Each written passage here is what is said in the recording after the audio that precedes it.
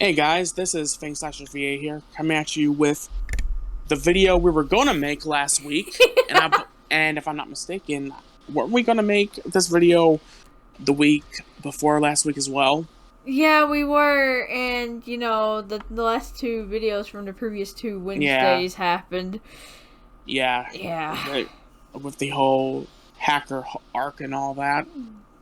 Luckily that's over for now. Yeah, well, it's not. I'm not going to say it's over until I see your account poof. Yeah, until the account's deleted, it's not officially over, but yeah, as of right now, they can't even get in it, so. Yeah, so pretty much, before we tell you what we're going to be talking about, if you're new here, definitely make sure to comment, like, and subscribe, and hit the bell button. Yeah. And of course, there's a percentage of you that aren't subscribed. So if you would like to subscribe, then definitely do so. If not, then that's fine too. You know, I know how the algorithm works. So if you're one of the people, this is true. Yep. Yeah. But if you have been, if you've been subscribed to me and you haven't been getting any of my videos, then you might have to unsubscribe and then re-subscribe and then press the bell button. Yep. I know that's a glitch with YouTube as well. It really is. Luckily, I've been getting the notifications on my phone, so. Yeah. So yeah, we're gonna be talking about, well, my first impressions of the episodes of Inuyasha that we have watched so far. Yeah. I've been interested in the series because I'm a big fan of like feudal Japan type stuff, and a lot of the animes I watch deals with demons or like spirits and all that. That's definitely the anime that I'm more into. This is true. Can confirm. Because I love how Japan sees those things. Because like in like American culture and in European culture, demons are seen as this bad thing, while in Japan, I believe they're respected, aren't they? I believe they're respected because they could be seen as good or bad, because there's good yokai and bad yokai. Yeah. So, anyways, let me, I guess where, do we start first? I guess we should start from how are you liking the series so far? So far I'm liking it. I will say this, at first it is a lot of build-up. A lot of build-up. There is a lot of build-up, but at the part we're at now, it's really starting to get interesting. Yeah. We just got to the part to where, Yoku has joined the fray. Yes. Moroku has joined the party. So all we're missing is Sango, and then the plot should definitely start going. Oh, yeah. We have already saw a little glimpse of Naraku talking to Shishiromaru, so... Yep. You know, so far I'm definitely enjoying it. It's definitely not out of the realm of the other animes I watched, like Yu Yu Hakusho, Bleach. This is true. But the one thing it is a little odd is not having a more traditional anime opening. That is very true. And I remember you telling me about that. I'm like, yeah, it doesn't. Even though that has a very traditional anime ending theme, it doesn't have a traditional anime opening theme. And to be honest, I think I kind of like that, because hearing all those classic Japanese like instruments, it kind of takes you back to, you know, the time that they're trying to portray. Exactly, and I think that's what the creator intended on doing with doing that. even though that to me, it's a little weird. And again, we are watching the dub. Um, we're not watching the sub. Mostly because, like, I mean, I'm not against watching the sub. Everyone knows this. Oh, It's I'm just not that, either. It's just that I watched the whole thing in dub. um, that, and I wanted to see it in my language first, and then watch it in sub.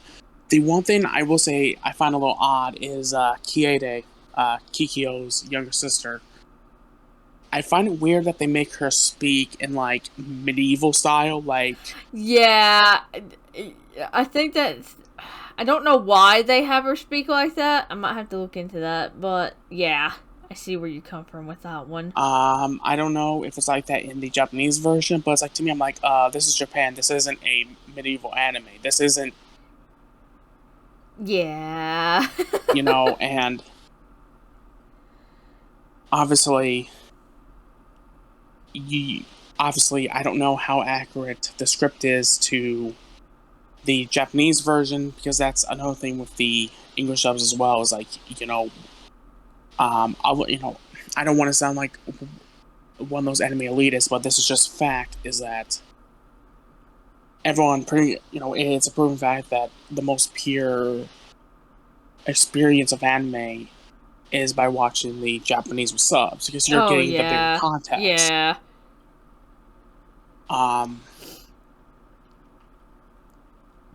What show was it that we watched that we started to prefer the Japanese version because it just made it kind of. It was What either anime was that? it was either Dragon Ball. Yu-Gi-Oh! Yeah, I was Yu-Gi-Oh! about to say it was either Dragon Ball or Yu-Gi-Oh. Because there's a lot of stuff in Yu-Gi-Oh that makes so much more sense in the dub version. Yeah, no, I think you mean sub version, babe. I know, that's what I'm saying. The sub version makes more sense than the dub. Yeah, and like, but like going back to Inuyasha, I am liking the episodes a lot. I do find it interesting how like Inuyasha, it's a complete role reversal, because normally in anime you always have the girl love interest that's always the tsundere. In this case, it's Inuyasha. In this case, it's Inuyasha being the yeah. Which again, I'm not trying to push my Naruto X Sakura views, but that's in my opinion, that's another reason why I think Naruto and Sakura makes more sense, because traditionally, the tsundere of either the main character. You get what I mean? Yeah, I get what you mean. Like in Bleach, the freaking tsundere is freaking Ichigo. Yeah. Yeah, it is. You aren't wrong on that. And then in Yu Yu, it's Yusuke. Actually, I think it's both, to be honest. Oh yeah, Yusuke and Keiko, because they both deny that they have a thing for each other. Uh-huh. Last episode, they kiss on the beach. Yeah, what's that, guys? I thought you guys didn't like each other. But, yeah, like, I am really enjoying this show so far, and is there anything else? Because okay, I know, considering I've watched the whole show before. Yeah, because to be honest, I feel like for this video, instead of me being in control of it, I feel like it should be you to be in control of it, kind of like interviewing me almost. Yeah, I get what you mean. Okay, so besides of how you're liking it, how do you feel about some of the characters that you have been introduced to so far? Like name one. Kagome. Kagome has always been one of my waifus. Even before I started to really want to get into the series. I like Kagome's attitude, because a lot of people don't know this, but a lot of my waifus have a common theme, is that they're strong-willed, and she's strong-willed, and she's feisty. I was about to say she's strong-willed and feisty. Which is why, like, I just so happen to have a lot of female villains as waifus. It's not because I'm, like, attracted to evil. It's because they're strong-willed. Yeah. Okay, another character. Shippo. I'm sorry, I have to ask. Shippo reminds me so much of myself in some aspects. It's because I can be a pain in people's butts at times. I love how playful he is. I love how he's always trying to trigger Inuyasha. I know, it's funny how he always tries to trigger him. And I love how that, even though that his Foxfire doesn't really do nothing, he still tries to help out. I know, and it's like, oh, Shippo, you're at least you're trying, buddy. I have a soft spot for Shippo, just for those that don't know.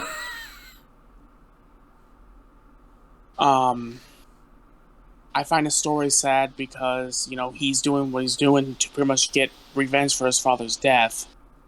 And his mother's death, too, because of the Thunder Brothers. Yep.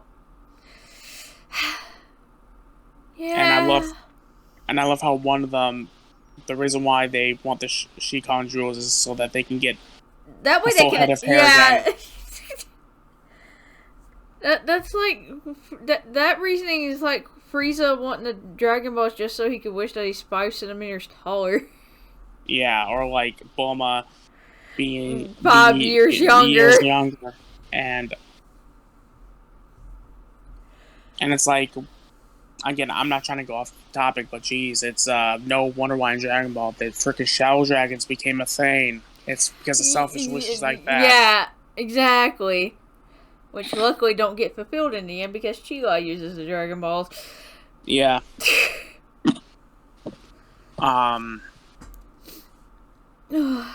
But yeah, I like Shippo a lot.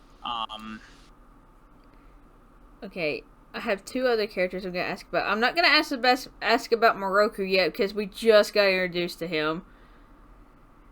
But what's your opinion on Inuyasha? Despite popular belief, I'm nothing like him at all. Yes, you are! Ignore her. She has no idea what she's talking if about. I'm your Kikome and Kikyo, you're Inuyasha. You know what? I'm that random rock that Kikome's. You know, I'm not even gonna finish that sentence. That can be taken way out of context. That really could be. Don't finish that sentence. But if I have to admit it, Inuyasha is me. Like, he's pretty much like me. He's stubborn as hell. He doesn't want to admit shit. He's very vigilant too. Yeah. If he doesn't want to do something, he won't do it. Unless he is begged to, or B, he gets the sit treatment. Sit, boy! And then, like, he has no choice because it's like, well, I don't want freaking Kagome to sit me to death. Especially when she does it repeatedly. Yeah, it makes a big, huge crater in the ground. Which, I think that Rin needs one for Shishomaru. I'm just saying. Could you imagine Shishomaru with that fucking necklace? I'm sorry. I'm just sitting here thinking about Rin telling Shishomaru to sit, and all of a sudden he's just face plants. Yeah, can you imagine, like, the current sequel series where, like, when they finally reunite with their daughters, right? And then, like, all of a sudden, he says something very Shishomaru-like, and then Rin just looks at him. Sit, boy! Boom! That would have been hilarious. Oh my god. Hello? Hello, I'm still here. Okay, you went crying all of a sudden. Oh, it didn't catch up my laugh. Sorry. No matter what mic I get, it never catches my laugh.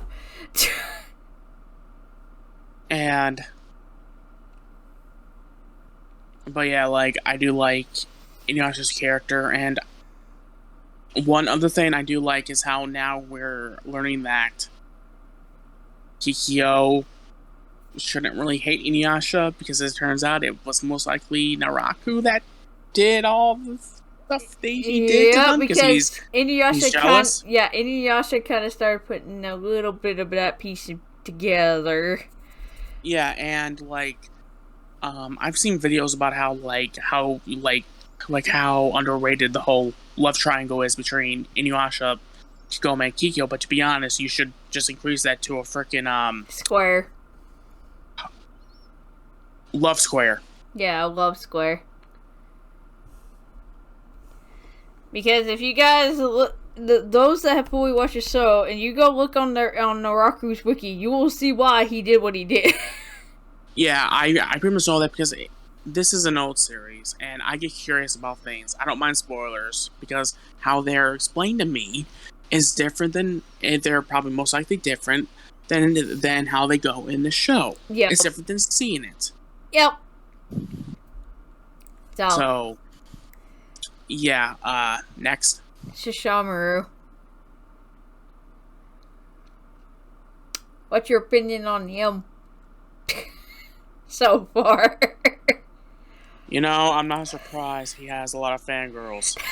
I'm not surprised. He freaking has that typical bad boy anime guy attitude to where it's like, oh well, I'm cold hearted. I don't care about nothing. Inuyasha, you're weak. You don't deserve that sword, and yet he ends up softening up later on in the series. And from my understanding, he does. He still acts like him, but he's not as cold hearted. He's not as cold hearted. You can tell he has that soft spot there. I do think that he's a really good character, and as someone that I'm not going to say I relate to Inuyasha regarding like I guess I don't want to delve too much into my personal life. Kind of relate to Inuyasha. Yeah, I can kind of relate, but my whole relationship with my own brother isn't as toxic as theirs are early on. I mean, come on.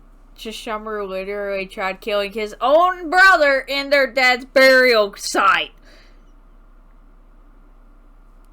And not only that, he used Inuyasha's mother against him too, which... Dude, Shishomaru, you don't do that to the guy when he lost his mother at a young age. Yeah. Speaking of which, once we get to a certain spot in the series, maybe the end of season 1, I have to look up this timeline though. Considering the movies are free right now on YouTube with ads, they're also on Funimation, and they should, and they might be on Hulu as well. Okay, I haven't looked them up on Hulu. I didn't know they was on Funimation, but I'll have to look up the timeline to when to watch the movies. But if I recall correctly, there's 4 Inuyasha movies that we also have to watch throughout this. Alright. Which I get the feeling one of them you will like. I'm not going to say too much anything about it because I know Crossy's still watching Inuyasha too, so she hasn't watched the movies yet either. So I don't want it to be too spoilery. You told me, wait, if you then I pretty much... No, you didn't spoil too much, babe. Okay. Yeah, you didn't spoil too much. You're good. Anyways, next. Okay. We're done. Well, I can add one more character, Kikyo.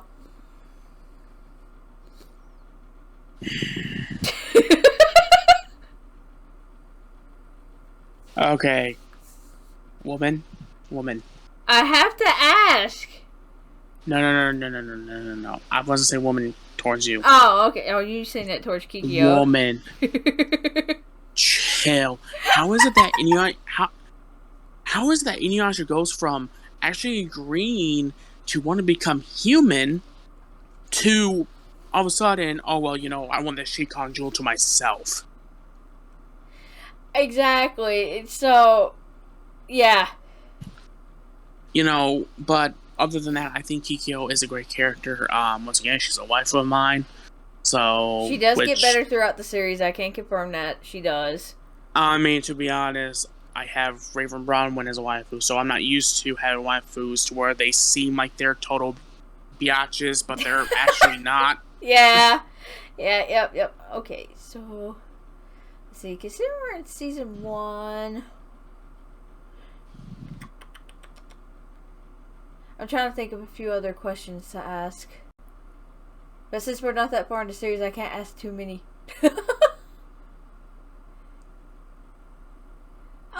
Okay. Since we just got introduced to, how did you like Moroku's introduction episode?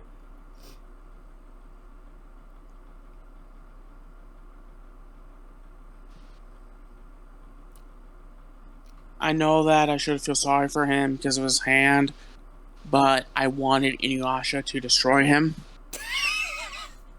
It was because of what he did to Kagome, wasn't it? Yeah. That, my good sir, would be your inner Fang coming out. I mean, like, well, plus 2, like, that's like him doing that to you, and considering that you're pretty much like Kagome, and I'm pretty much like Inuyasha, no thank you. Considering, again, I don't want to delve too much into our personal life. You know, I kind of dealt with something like that with you before, but I'm not going to explain what that is. Yes, I know. I know what it is. That's long and done now. We don't have to talk about that. But for being a freaking priest, he's definitely not a honorable holy priest. That's for sure. Oh no, he's not. Because let me tell you, right? If he was a Catholic priest, he would get his butt in trouble. He would get chewed out. Yep.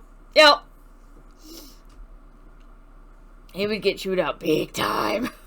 And, like, if this was during the medieval era, then again, this is the feudal era, which was the medieval era for Japan, but still, either way, if this was medieval England or France, I'm pretty sure they would do capital punishment on him for doing that sort of thing. Yeah, I think they would too. Also, with that little bit of info you just said that the feudal era is pretty much the medieval era for Japan, that might be the reason why Kade speaks the way she does. But still, I know it feels weird with her speaking like that. Yeah, because it's feudal era Japan. It's not. Yeah. Yeah, it's not. Medieval England. You aren't wrong on that. But I get the feeling that's the reason why, though. Not 100% sure on that, but... Well, Viz, I hate to break this to you, but that was a very weird idea for you to do with her voice actress. Yeah. That was weird. Can you imagine, though, right? You're the freaking voice actress voicing a character that's meant to be from ancient Japan, and you go in there and it's like the freaking casting director said, okay, well, this character is pretty much from the feudal era of Japan, which can be compared to the medieval England. Yeah. So if I was a voice actress or a voice actor for a role like that, I'd think, okay, well, geez, let's see, if it's pretty much a medieval Japan, then maybe I can speak with a... Yeah. So it's like, I can see, I can probably imagine why they went the route they did with Sync 2. It doesn't make sense. It would make more sense if it would make more sense if it was medieval England. Yeah. If they did that for... Actually, even in Fullmetal Alchemist, that's a little bit off-putting because they have trains, so it's not... Trains... That is very true. Trains didn't start existing until the 1800s. Yeah, that's very true. They have trains in FMA when around the time FMA is put in. They shouldn't have had trains, but they did. Although, I get the feeling that FMA takes place maybe around the 1800s. I'll have to double check that, because it's been a while since I watched FMA, but I'll have to fact check that one. Because what kind of gives it away is kind of how the military uniforms look a little bit. Yeah, It looks yeah. very... Yeah, and I get what you mean by that. But anyways, next. I think for now, I think that's... Well, I think for now that's all we can talk about till we get further into the series and do maybe part 2. I mean, there's 2 other characters that we forgot about that travels with Inuyasha, and one travels with Shishomaru. There's Inuyasha. Are you talking about Moroku? No. There's Jockin. Oh, Miyugen, the little flea. Yep, No. and Jockin. And Jockin, yeah. Okay. Your opinions on those 2? Okay, I like the flea. The Because flea's he's... funny. Yeah. Jockin? He is such a butt kisser. Oh my god. I'm sure that a lot of you fans that probably watched that has probably watched the whole series probably feels my pain. I know that he probably gets better later on. But right now, every time Shishomaru threatens him, I'm like, oh, please do. Oh, please. You don't need him. Why do you need him? You don't need him. Why do you need Jockin around? Oh, like, why? Gosh. Like, how I feel about that whole thing is like how Palpatine felt when, like, Anakin had Count Dooku's and his lightsaber in his hands as he has them, like, crisscross over Count Dooku's neck. Oh, yeah. All I want to tell Shishomaru is, do it. Okay, so really quick, back to the topic of when FMA was set. It says it was set in the early 20th century in a fictional universe in which alchemy is a widely practiced science. Okay, then. Okay, that makes a lot of sense then. So it probably took place in the early 1900s then. Yeah. Okay, anyways. But yeah, I can agree with you with that with Jockin. I've always wanted to see Shishomaru just like punt him or something. Yeah, which is funny when like Kagome does it. I'm like, ha! I know, I laughed at that scene that game. Like, ha! That's what you get, Jockin. And it's like, I love how like Shishomaru does not respect his dad's wishes. That, the sword that Inuyasha gets is for him. It's for Inuyasha, not for him. But yet, Shishomaru wants all the power because he doesn't respect his dad for freaking getting with a human. Yeah, exactly. And he calls it a weakness. And I'm sitting here going, bro, if you knew only what happened later on in your life. Yeah. The freaking Shikon drool does not fall too far from the tree. Yep. No, it does not. But I think this is a good place to end it, right? Oh yeah, this is definitely a good place to end it right here. Since Alright, we aren't that far into the series yet. So we probably will do a part 2 when we get further in. Yeah. But with that said, I hope you all have enjoyed this video. Definitely go sub to Mizuki. She is almost at 600 subs. Let's get it to 1,000 this year, folks. Yeah. With that said, later. Later.